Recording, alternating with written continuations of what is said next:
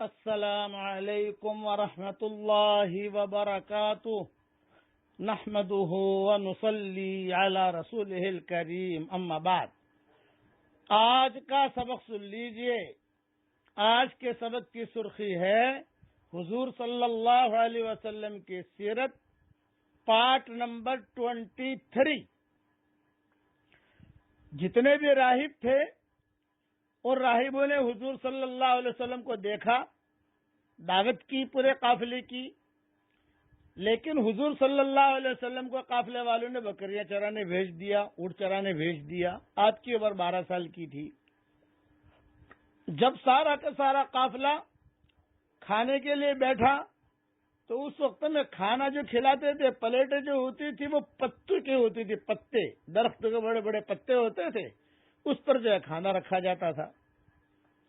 راہب جو بحیرہ راہب سے مشہور تھا، جرسس سے مشہور تھا، الگ الگ روایتیں ہیں، وہ تخت پر بیٹھا ہوا اور تخت پر بیٹھ کر وہ جو ہے اپنا بیٹھ کر سارا کے سارا منظر دیکھ رہا تھا۔ کھانے والے سب بیٹھ گئے۔ جب کھانے والے بیٹھ گئے تو کتابوں میں یہ لکھا ہے کہ راہب نے پوچھا بھئی وہ لڑکا کہاں ہے؟ تو قافلے والوں نے کہا کہ وہ لڑکے کو تو ہم نے بکریاں چرانے بھیج دیا۔ تو راہب نے کہا کہ میں نے اس کی برکت سے تم لوگوں کی دعوت کی ہے، ورنہ کبھی بھی میں تم لوگوں کو بلاتا نہیں ہوں۔ اس کے برکت سے میں نے دعوت کی ہے، اس کو بلاؤ۔ حضور صلی اللہ علیہ وسلم کو بلانے بھیجا۔ آپ صلی اللہ علیہ وسلم تشریف لائے۔ کھانا ابھی شروع نہیں ہوا تھا، سب لوگ درختوں کے سائے میں جگہ لے کر بیٹھ گئے تھے۔ شام میں درخت بہت ہوتے ہیں، خاص طور سے زیتون کے درخت وہاں بہت ہوتے ہیں، زیتون کے۔ تو سب کے سب زیتون کے درختوں کے نیچے کھانے کے لیے بیٹھ گئے تھے۔ آپ صلی اللہ علیہ وسلم کو سائے میں جگہ نہیں ملی تو آپ صلی اللہ علیہ وسلم جو ہے وہ دھوپ میں بیٹھ گئے۔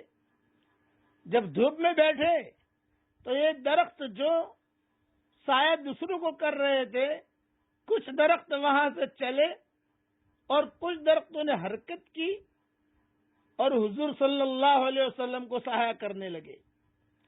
جب حضور کو سایہ کرنے لگے، راہب نے منظر دیکھا، وہ راہب کے جتنے شاگرد تھے انہوں نے بھی منظر دیکھا اور یہ قریش والوں نے بھی یہ منظر دیکھا۔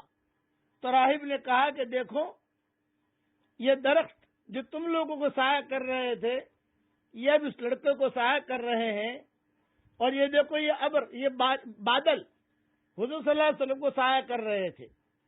بادل بھی دیکھا کہ جو یہ بادل حضور کو اس لڑکے کو سایہ کر رہے ہیں۔ آپ کی عمر 12 اور 12.5 سال کی عمر تھی۔ تو اس لیے راہب نے کہا اسی وجہ سے میں نے آپ کی دعوت کی تھی، آپ لوگوں کی، اس لڑکے کی برکت سے، اور اس لڑکے کو آگے بلاؤ۔ یہ کہہ کر حضور صلی اللہ علیہ وسلم کو راہب نے آگے بلایا، قریب بٹھایا اور حضور کا ہاتھ دیکھنے لگا۔ کبھی حضور صلی اللہ علیہ وسلم کا چہرہ دیکھتا۔ پھر راہب نے سب کے سامنے کہا ہماری کتابوں میں آج کی تاریخ اور آج کا دن لکھا ہوا ہے کہ یہ لڑکا یہاں آئے گا، لیکن ایک ڈر ہے کہ اس لڑکے کے دشمن بہت ہیں۔ یہ راہب کہہ رہا ہے سب کے سامنے، اس لڑکے کے دشمن بہت ہیں، اس لیے اس لڑکے کو ان کے دشمنوں سے بچانا ہے، یہ بہت ضروری ہے۔ بہت اکرام کے ساتھ حضور صلی اللہ علیہ وسلم کو اور پورے قافلے والوں کو اس راہب نے کھانا کھلایا۔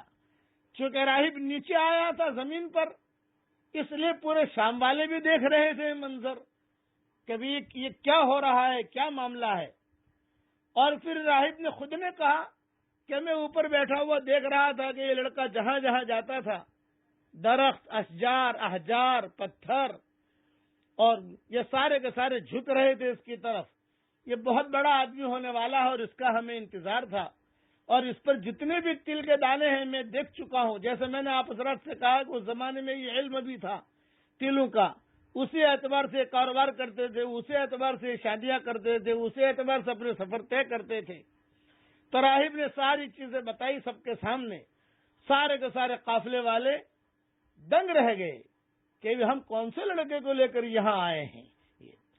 اب بقیہ راہب نے پھر کہا کہ تم لوگوں کو ایک نصیحت کرتا ہوں، جلدی سے اس لڑکے کو واپس بھیج دو مکہ، یہاں رکھو مت. بقیہ تفصیل کل پوری کروں گا انشاءاللہ. پڑھ لیجئے میرے ساتھ. یا حی یا قیوم برحمتک استغیث اصلح لی شأنی کلہ ولا تکلنی الی نفسی طرفۃ عین. یہ دعا حضور صلی اللہ علیہ وسلم نے حضرت فاطمہ کو سکھائی تھی اور کہا تھا کہ بیٹا زندگی بھر یہ دعا چھوڑنا مت. تو آپ حضرت فاطمہ زندگی بھر یہ دعا پڑھتی تھی. یہ دعا گویا کہ حضور کی طرف سے ہدیہ ہے پوری امت کے لیے. میں نے میری کتاب مومن کے ہتھیار میں صبح شام کی دعاؤں میں اس دعا کو لکھ دیا ہے، وہاں سارے حوالے دیکھ لیے جائیں. اللہ تعالیٰ حضور کی سیرت پر چلنے کی ہم سب کو توفیق، عمل کرنے کی اللہ توفیق عطا فرمائے. آمین. وآخر دعوانا